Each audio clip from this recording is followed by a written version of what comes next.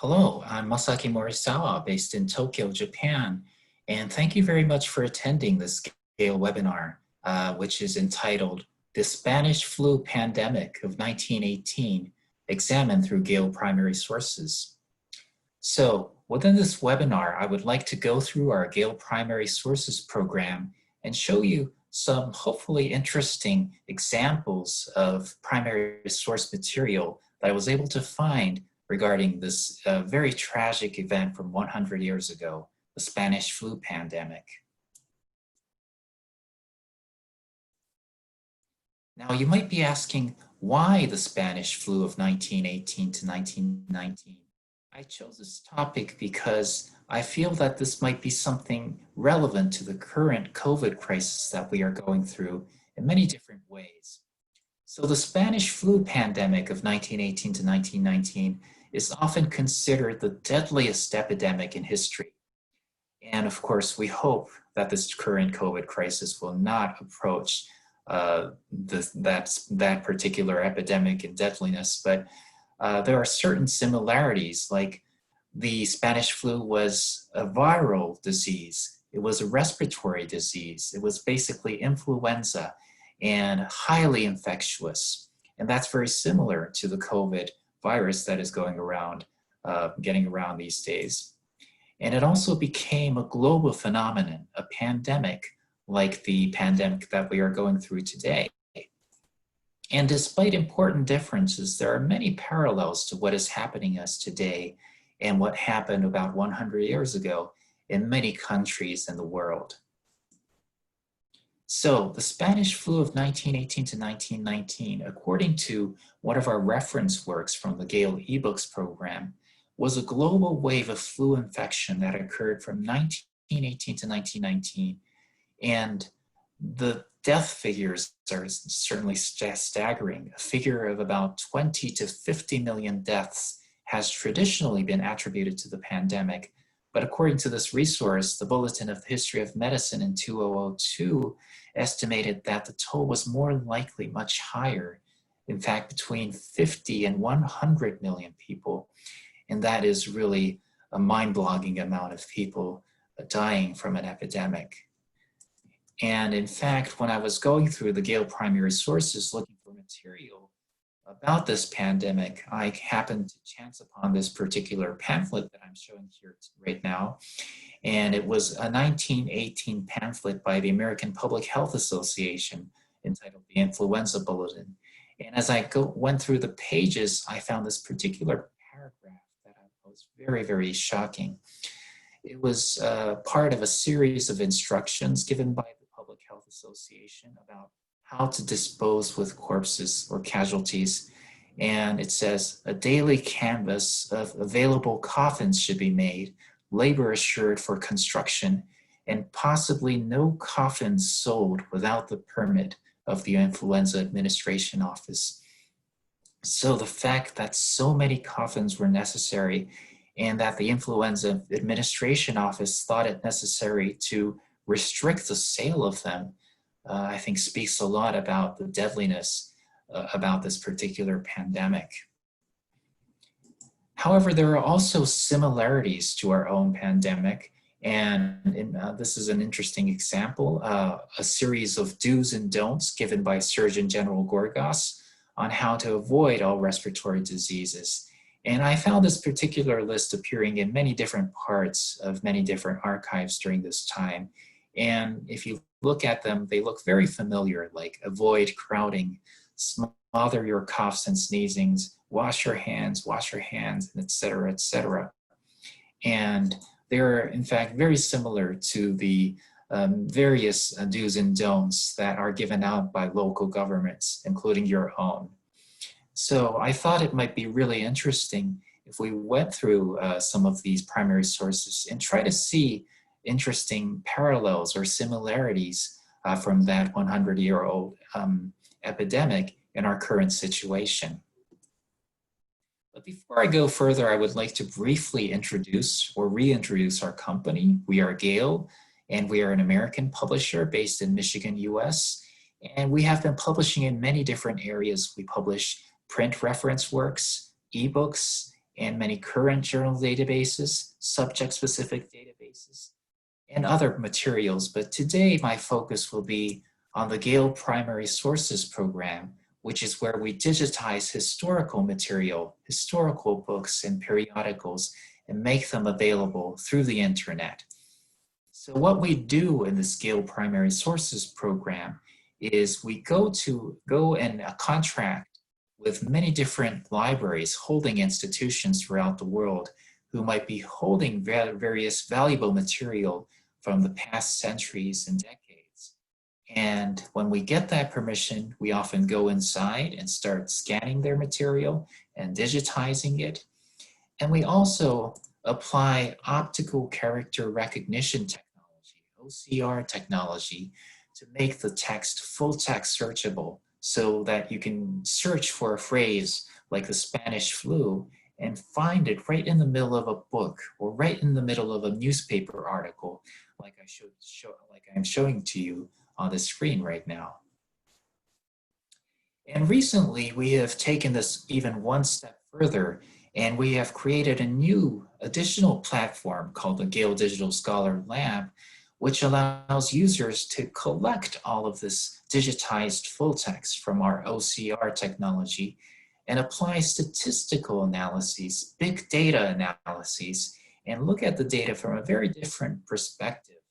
And I'll be covering this part in the last part of this webinar, so please look out for that as well. And we have many such products, and I have tried to comb through many of them to find and bring to you some interesting examples that I hope might be interesting and relevant to our lives today. So this is what I would like to cover today. First of all, I will walk you through some examples from newspaper articles, contemporary newspaper articles from 1918 to 1919, and in particular, a lot of British newspapers, because that's where our strength lies in, and show to you how the common people, people like you and me, were going through this crisis, and what kind of information they were getting, and what was happening in the newspapers during those periods. And then I would like to walk you through some internal documents that I found in one of our products called the Public Health Archives, which houses a lot of internal records from the New York Academy of Medicine. And I found some interesting internal documents that record some internal discussions amongst health experts during that period. And then I would go down in history closer to our period, about 50 years, to 1976, where there was a return of that Spanish flu virus. I put return in parentheses on purpose there, and I would like to share with you later why I put that phrase in quotes. And finally, I would like to share with you an example of the Digital Humanities analyses that I mentioned earlier. And here I would like to use the London Times as an example to show you how you can use our Digital Scholar Lab to conduct text mining from on 1918 to 1919 news articles from the Times about the influenza pandemic. And lastly, I would like to do my little commercial bit and show you the products and solutions that I showed to you today, and end with a Q&A. So first part, the Spanish flu pandemic of 1918 to 1919 in contemporary newspapers. So the first thing I did when I decided to launch my kind of investigation of the British daily press about the Spanish flu pandemic was to use this particular tool called the term frequency tool that is available in most of our products. And what I did here was a cross search, basically, across 5 of the main UK daily newspapers: the Times, the Financial Times, the Telegraph, the Daily Mail, and the Mirror. And I mapped how often, how many times do particular search terms occur in each year across these newspapers. And perhaps unsurprisingly, when I used the word influenza and also epidemic, there was a really clear peak in the 2 years, 1918 to 1919. Kind of interestingly, the word pandemic did not really appear in any of these periods very much, and perhaps that was because pandemic, although the word existed at the time, was not really commonly used by the general public during this period. So I would like to kind of start chronologically from the beginning. And one of the earliest mentions of this illness was found in May 1918. And this is a newspaper from our British Library newspapers collection. And it says, a mysterious epidemic has occurred in Spain. And this is, of course, why the Spanish flu got its name, because the earliest reports that people heard about this disease in places like the UK and the US came from Spain. But today, scholars are really clear that the epidemic most certainly did not originate from Spain. In fact, it probably was attributed to Spain because Spain was at the time a neutral country. Of course, this was during the World War I, and there was more freedom of press in Spain than in other countries. So, in fact, the information was suppressed in many countries, like in the US and the UK, whereas in Spain, the information came out freely. So this is a very interesting article. I particularly like that ending part that says, doctors say there is no occasion for alarm, and they recommend abstention from all kinds of vegetables, which is kind of mysterious. Maybe they thought this was a bacterial disease and things like salads were dangerous or something. But I kind of found that particular sentence rather amusing. But the even more interesting thing is when you compare this article to some of the earliest reports about the COVID-19 virus, even before it was named COVID-19, a lot of the reports that were came out in January this year often referred to this mysterious illness. So it's very similar, and it was at the beginning it was a mysterious illness happening for many of us in a foreign country, China in this case. And I think a lot of people may have seen these news articles at the time in January and kind of looked at it and basically shrugged it off as, oh, that's terrible, it's happening in China. But then we went on with our daily lives, not thinking that it will affect us very soon. However, back in 1918, the mystery started escalating. And in Spain, many people started to die. 700 deaths in 10 days, says this article on the right from the Times. And some prominent people were also catching it.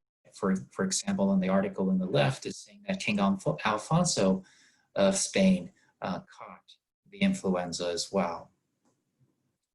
And by June of the same year, it turned out that this was no longer foreign news. This was happening in the UK as well. So this article says sudden influenza, people seized in the street, and a lot of people were getting sick in the UK as well. So it was no longer a foreign epidemic. And I found this particular cartoon from the Mirror Historical Archive kind of amusing. And this was also from those early years when the influenza started spreading in the UK. And, some things that here are that we can clearly really relate to, like this man kind of trying to avoid the sneezing guy, saying that man ought to be isolated, or even avoiding little children that are sneezing, that child's got it too. And I believe, especially in the early days of the COVID crisis, when we were still allowed to go around and ride public transport, a lot of us felt the same way. So some things never change. But in general, when I looked at a lot of the reporting in these early days, on those early days of the epidemic, the tone was not really that serious, as you can see from this Mirror article. It says 10,000 sneezers, chemists busy selling quinine to beat off influenza. quinine was apparently thought to be one of the cures for this particular disease. And some of the passages says that influenza, it seems, is a great playgoer. And at the theater, sneezing actors have been performing to sneezing audiences. So the tone is rather light and jocular. And the article even closes off by saying, in the meantime, don't think about it, carry on. However, in retrospect, we know that the Spanish flu pandemic actually came in waves. And depending on who you're asking, some people say it was 3 waves, some people say it was 2 waves. So, but everyone agrees that the very first wave, which is that little bump you see on the left hand of this graph, was very contagious, but not deadly, not that deadly. And you can see the number of deaths was not that large. However, every specialist agrees that the second wave that came later in 1918 was really, really the killer. And you can see the deaths really piling up in this graph. And it was particularly tragic because this was, it coincided with the end of World War I. World War I ended in November 1918, which meant that a lot of the soldiers who were fighting in the battlefields and in the trenches were now finally coming home back to their homelands and probably bringing back the disease with them as well. So when we go down in time and go down to September 1918, we start to see more alarming articles like this one from the British Library newspapers saying that influenza of a more virulent type than the epidemic of a few months ago is again prevalent. So people, even during this time, recognize that, hey, this strain of flu seems to be different. It seems to be much more powerful than what came before. And if you look at other newspapers from September to October, late October, you start seeing really, really serious coverage. So the one on the left says over 4,000 deaths last week. That was just 1 week. And, you know, compare that with the earlier Mirror article that was kind of joking about 10,000 sneezers. Now it's 4,000 deaths in a single week. And on the right, you see the problem of the spread of infection, theater restrictions. So in the earlier article, they were joking about people sneezing in the theater, actors sneezing and audiences sneezing. Now they have decided to shut down the theater, shut down schools. And basically, a lot of places were placed in lockdown, just like they are today in many places of the world. And you can also see those kind of regional breakdowns of the death count, which is kind of similar to what we see today in our daily news. We see regional breakdowns, except probably we don't see the deaths so much. And hopefully it will not escalate to that. We probably see the number of cases rather than the number of deaths in this way. But I thought this was kind of familiar in the way it's being reported during this period. And at the same time, there were a lot of companies that kind of tried to take advantage of the situation. And you can also see many health product ads from the newspaper pages of this period. Some of these appear in many, many different pages in many different newspapers. These 3 I found in particular in many places. Formamint, the germ-killing throat tablet. Vino's lightning cough cure. This was appearing everywhere. And Bovril, I think, this one I think still exists, which is a kind of a food or a paste, I believe. I'm not really familiar with it, but apparently it tastes very, very strong, has a very, very strong taste. And these companies took advantage of the situation to advertise their wares to people who were panicking and getting worried about their health. And by the end of October, you know, people were really getting tired and really angry about how the whole thing has been handled by the politicians and by the leaders. And there are many articles that were becoming very critical of the leaders of that period. And this particular article is a good example. It's saying that we had ample warning from Spain. We had still more urgent warning within our own shores this summer. It should have been foreseen that probably the worst was still to come. No warnings were issued, no watch was kept, no adequate steps were taken. It is too late now. And I feel, that this kind of tone is very, very similar to a lot of the news reports that we are seeing today. You can even take this same paragraph and change some of the names, and it will just stick to any news article that you're reading today. So I thought this was kind of a very interesting. And meanwhile, I just covered the British press in terms of the Spanish flu. But meanwhile, in the United States too, the Spanish flu was ravaging a lot of people. This is a particularly interesting picture of influenza masks worn in San Francisco. And in the next part, I would like to kind of dig into one of those examples from the US, which is a bunch of internal records from the New York Academy of Medicine. So we have a product called the Public Health Archives, and it contains a lot of material from various institutions about the various public health initiatives in the United States. And there is this, I found this very kind of bulky 91-page folder from the New York Academy of Medicine's collection. And it was just plainly titled Influenza, 1918 to 1919, New York Academy of Medicine Committee on Public Health Archives. So I thought this looks kind of interesting. And I started to open it up and dig into the contents. And what I found was basically this was a bundle of manuscripts, so it contains many different material in it. But what I found particularly interesting was a series of meetings, the minutes of those meetings, which was the subcommittee on influenza of the New York Academy of Medicine, the Public Health Committee of the New York Academy of Medicine. And these minutes are very fascinating because these are internal records, and these are people basically specialists, the authorities, the medical authorities of the time, gathering together in a closed room and discussing amongst themselves about this ongoing pandemic and what should or should not be communicated to the people from a public health perspective. And it is basically a typewritten minutes. These are typewritten documents with a lot of handwritten annotations as well.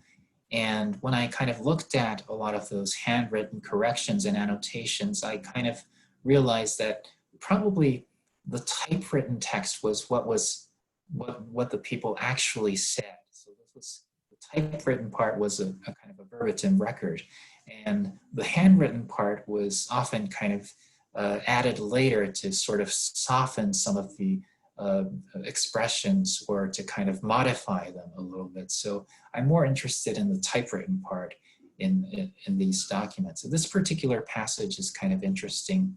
One of the doctors was being asked about how influenza spreads and what are the ways in which influenza is spread from people to people. And he says that, I do not think that I can offer anything new in this direction. The trouble is that when anyone makes a positive statement, there is always someone of equal experience who says the exact opposite. And I think this was very interesting because this is something that we seem to experience in the daily news as well, when some experts say, wash your hands with soap water, and another person says, well, just washing your hands with water is good enough. And they don't seem to agree on certain things, even though they are both authorities and experts in the field. And I kind of read through these minutes, and I found particularly fascinating a lot of discussion about masking and masks.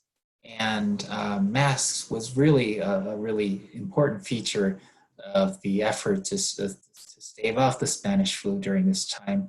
But even the experts, the public health experts, couldn't really agree on the effectiveness or the necessities of masking.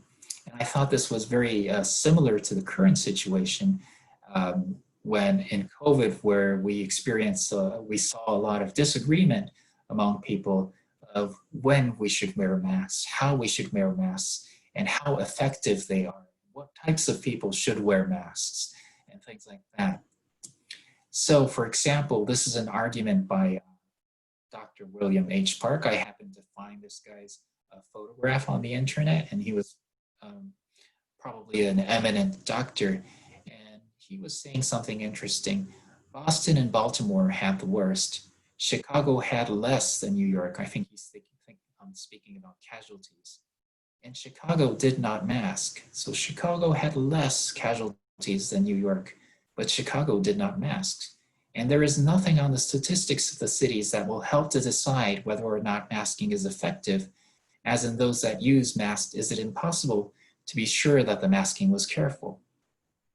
And he's also saying that there is no use in ordering masking by the whole population. The disease is very infectious and there will be breaks. The most authentic information is that it made very little difference in the general incidence. So this guy is kind of generally negative about masks. But then another person, this is Robert J. Wilson. Unfortunately, I wasn't able to find his picture, but probably also an eminent doctor from the Department of Health of New York City. He starts to speak up and he says, the only nurse in our hospitals who was the most faithful of those who masked came down with the most fatal case of those who had the infection, but who used masks. So basically he's kind of agreeing that, yes, even if you wear a mask, you can come down with a disease. And she actually died as a result of the disease. But he also says at the end, personally, I think the mask is the proper thing. It may be a source of some protection. So he's kind of wavering between masking is useful and masking is probably not that effective. And then Major Dudley Roberts, who is from the US Army Medical Corps, and he starts to really talk in a very strong way that masks are a pest and everybody objects to them, especially people who wear glasses. I believe it is a valuable thing, but I'm not sure of it. And I do not think we know anything definite about the modes of transmission. I do not think everybody should wear masks in a time of epidemic, or even everyone in the hospital is not expedient or practicable. But I should insist that everyone coming within 4 feet of the patient should wear masks. So, there's a lot of kind of ambiguity in all this agreement and no clear direction when it comes whether or not people should be masked and how strongly they should be enforced. And I thought this was kind of very similar to the arguments that continue to this day about masking or not masking. So for my third topic, I would like to go down a little in time and to 1976 and kind of look back at a very interesting incident in history that is also related to the Spanish flu epidemic. So back in 1919, this is the same influenza bulletin, but from 1919. And by late 1919, the deadly pandemic had practically ended. So they were all already able to talk about the history and statistics of the epidemic. And this paragraph is saying that there were not less than 400,000 deaths from the disease in the United States just during the months of September, October, and November 1918. So you can again see how really deadly that pandemic was. But it was basically by late 1919, the pandemic was considered ended. And after that, the Spanish flu almost kind of disappeared from people's consciousness. And people did not really talk about it that often after it was past. But of course, that did not entirely disappear from people's minds. And it kind of reappeared quite unexpectedly in people's consciousness in the United States in 1976. So this is an article from March 1976 that says fatal flu reappears in US. And the article says the swine influenza. So it was later actually identified that the Spanish influenza was a strain of swine influenza. And the swine influenza strain, which killed an estimated 20 million people around the world in 1918, has reappeared in the United States. President Ford is expected to order an unprecedented crash program to inoculate every American against the virus before next winter. So actually what happened was in one of the military bases of the US, some soldiers suddenly got really sick and some of them actually dropped dead in a very, very short period. And when the doctors examined the virus that apparently caused their illness, they found certain similarities between the virus and the virus that probably caused the Spanish flu pandemic.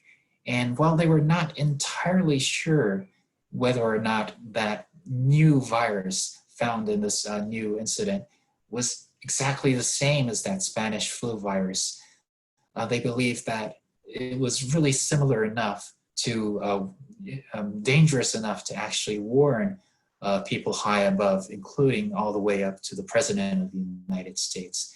And they actually decided to take decisive action to prevent another pandemic from happening. And I thought this was a very interesting incident because today with the COVID-19 crisis, we hear a lot of criticism about slow initial response by government leaders. So today everyone is pointing at each other and saying, your response was too slow, you should have acted faster, you should have acted quicker, and this whole thing could have been prevented, and everyone's pointing their finger at everyone else. And I thought this was very, very interesting because in 1976, the Ford government acted super fast. So this was like a model example of very fast initial reaction. So the President Ford, although there was some disagreement and some uncertainty about whether this new virus strain was actually the same strain that caused the Spanish flu pandemic, basically he thought we couldn't afford to wait to find out, because by the time we find out that was actually the Spanish flu again, it will be too late. So he decided to back a bit to inoculate every single American against the flu at a tremendous cost. So every American adult was to be vaccinated against this Spanish flu, against this swine flu. But then the nightmare started happening. So when the US announced this and started to build all the vaccines and stuff, the other countries were kind of skeptical and they decided to kind of wait and see. And they didn't follow the US example. So that was the one worrying factor at the beginning. And then the vaccine makers who were ordered to make these vaccines at tremendous quantities, they suddenly refused to bottle the vaccines until the government agreed to protect them from liabilities. So this was because the vaccine makers often had past experience where they were sued successfully by people who were vaccinated and then got sick, or some passed away, for example, and they were sued successfully by these people. So they couldn't find any insurance company that would agree to insure them for so vast an undertaking. So basically they said, okay, we're gonna make this vaccine because the government asked us to do it, but the government must protect them from all liabilities. And after a flurry of negotiations, basically the US government said, okay, we'll pass, they basically passed a bill that made the US federal government liable to any liabilities occurring from the vaccines. And then as the vaccination began, some people started to say, I'm feeling a little bit sick, I'm feeling dizzy, I feel numb at the fingertips or at the legs. And some people even died after getting these shots. And as a result, a tidal wave of litigation began. And of course, all of this litigation was directed towards the US government. And in retrospect, a lot of the professionals today say that probably these were coincidences. When you start vaccinating a whole adult population, some people will fall sick. Some people are going to get dizzy or going to get paralyzed or even going to die anyway, statistically. And there's no real reason to connect the, it's not necessarily a case of cause and effect, but when people get a shot and then they feel dizzy or then they feel sick, people tend to connect the dots and draw lines where there are not. So a lot of litigation began against the US government. And worst of all, I'm not sure if that's the right expression, but there was no sign of a real pandemic happening. There were some isolated cases where people got sick and there were some worries, but there was no real sign of anything like the Spanish flu happening. And after months of vaccination and a lot of criticism, a lot of legal lawsuits, and a lot of complaints, in December that same year, the whole thing was brought to halt. Basically, President Ford decided to stop or pause, was the word, I think, the whole vaccination program. But of course, it was never revived again. And this Economist article says that public confidence was so shaken that even if the vaccine is cleared of vein, the scheme is not expected to be revived on a mass scale. And a lot of historians today say that this whole swine flu fiasco of 1976 may have contributed to the basic American distrust of vaccination and the American distrust of specialists and scientists and their opinions, and American distrust of public health as a whole. So I thought this was a very interesting example and perhaps very relevant to the disagreements and arguments that we were having today about quick initial action and all that. So for the last part of this webinar, I would like to show you something very different. Instead of looking at documents one by one in images, I would like to show you a new tool that we have developed called the Digital Scholar Lab, which allows scholars to look at the text in a more statistical way and to help identify trends and recurring patterns within the text instead of looking at them, reading each article one by one. So the Gale Digital Scholar Lab is our cloud-based text and data mining research environment. And what it does is it gives you the ability to analyze all of the OCR text contained in these Gale primary sources and apply very different analysis tools, but in a very simple way without any requirements of programming knowledge or anything like that.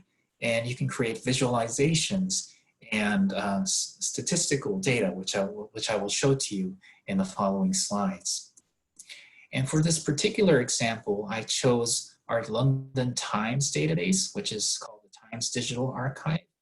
And I searched for articles containing the keywords influenza and grip and other similar keywords from 1918 to 1919.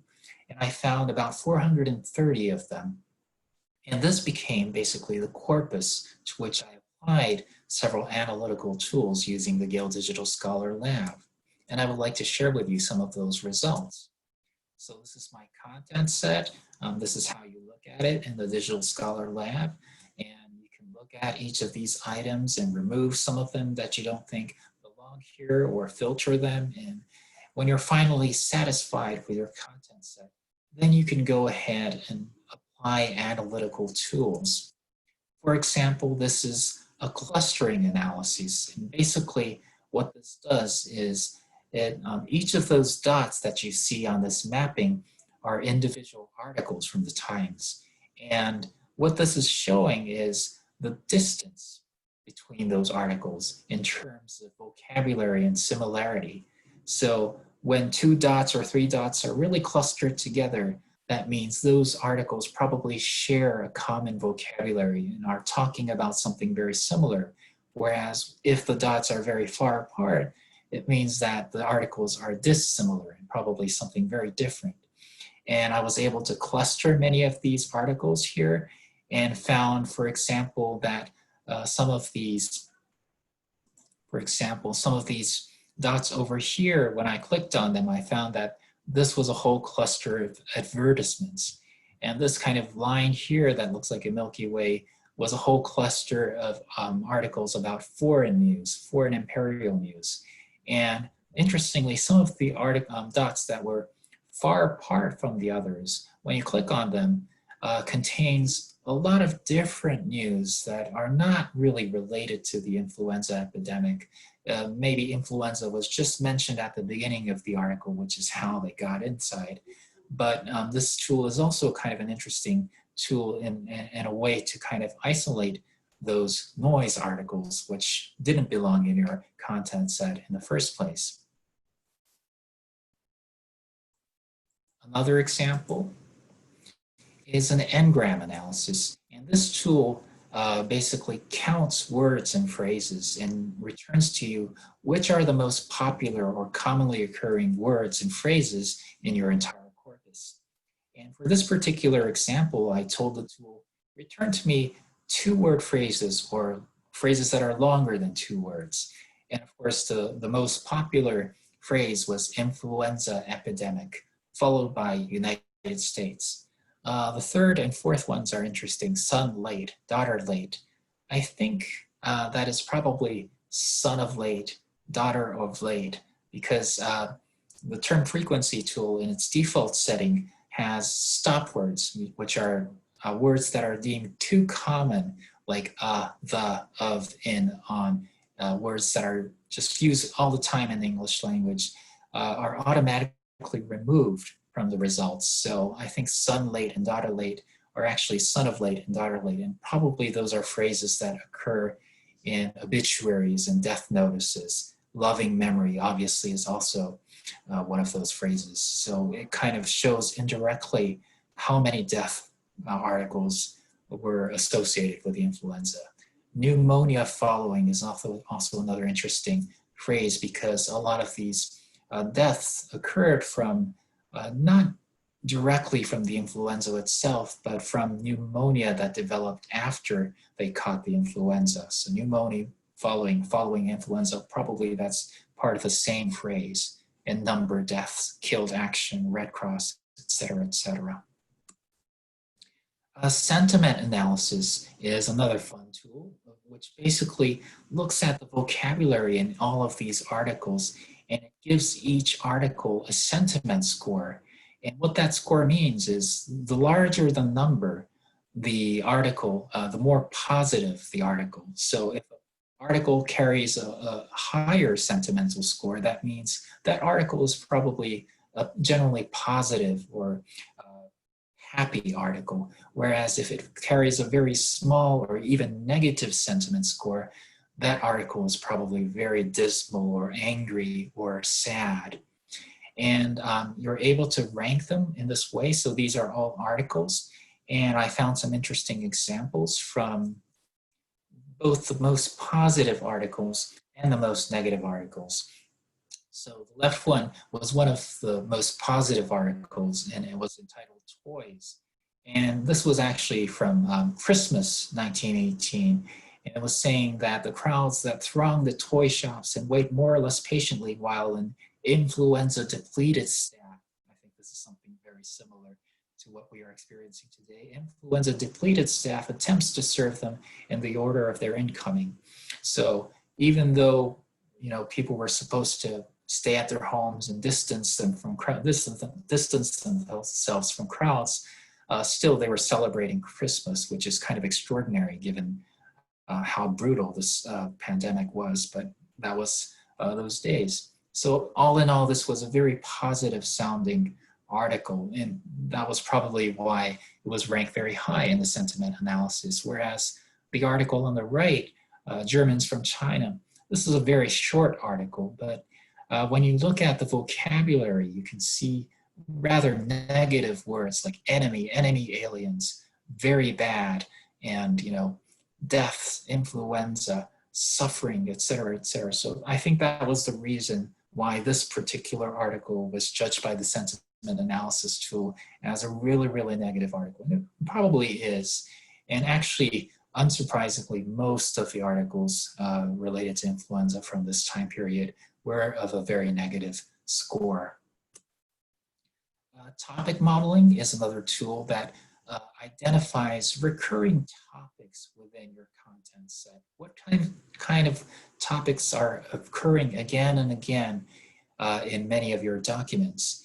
And the interesting part about this tool is instead of giving each topic a name, it will just give you topic 0, topic 1, topic 2.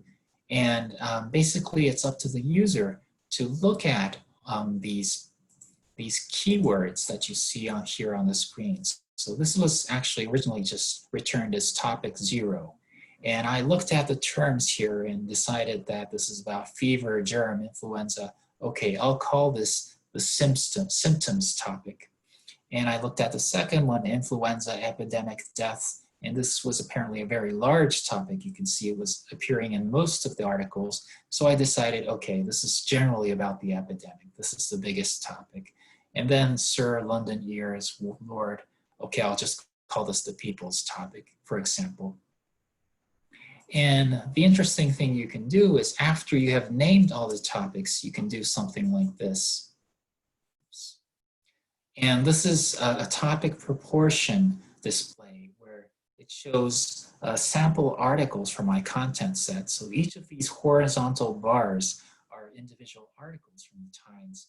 And if you can see on the left-hand side the legend of all what each color, which topic each color represents. And you can see that the light purple epidemic topic is occurring everywhere. So you can clearly see that this was the main topic of all. But it's also interesting because you can look at the light green, which is the foreign topic, is occurring in other things like imperial and foreign news items. These imperial and foreign news items are actually a list of news items. And so they talk about many different things. So it's not surprising that a large part of those articles are non-influenza. They're about foreign affairs. And some of the articles have a large amount of ads, for example. News and Brief is another example of an article containing many different things and probably containing some advertisements within that article itself. And there are articles that contain the symptoms topic as well. So this is a kind of another interesting way of looking at each article and how they relate to each other in different ways. So lastly, I would like to do just my little commercial bit and show you some of the products and solutions that I shared with you today. So starting with newspapers, of course, we have many newspapers, and this is just a small sample of some of the representative ones that I happened to select during this presentation. The first one is the London Times, and this is one of our best-selling archives. It's the top UK quality paper with the longest history and an enormous influence. And it's really often regarded as the newspaper of record, the most reliable source of news from this time. The second one is the Mirror Historical Archive. And this is an archive that we published very recently.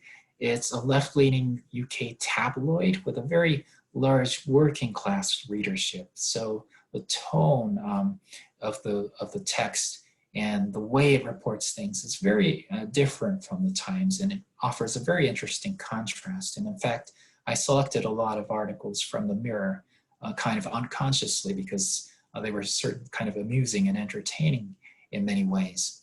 International Herald Tribune is not a British newspaper. It is actually a US-owned newspaper, but it was based in Paris and had an international readership. So it offers a kind of different perspective from the British press.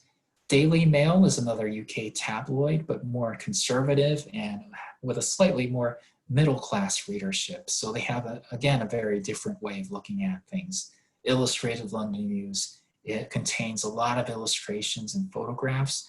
British Library Newspapers is a huge collection of regional newspapers, mainly from the 19th century.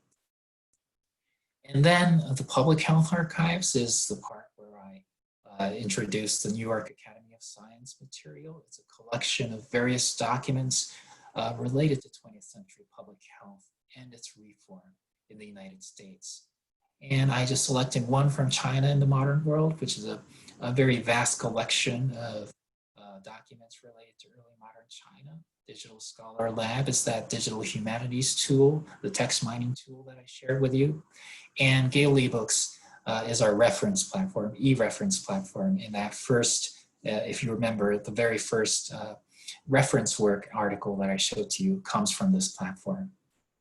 So with that, it's the end of my webinar today. Just a little advertisement about next month. I hope to do this every month, and next month on June 23rd, Tuesday, I would like to do something different this time. This won't be necessarily a case study like I did today, but I understand that from the COVID crisis, there is an increasing demand and interest in electronic resources that can be used from remotely from home and other places. So during this session, I would like to kind of give a sweeping overview of basically everything that we have, not just our primary sources, but all of our electronic resources. So we have a kind of a big picture of what is available from Gale in terms of electronic content. So hopefully this will be something interesting to you as well. And thank you very much. And if there are any questions, I'll be very happy to answer them. So thank you so much for your attention, and I hope you have a nice day. Stay healthy, wash your hands, and stay well. Thank you very much.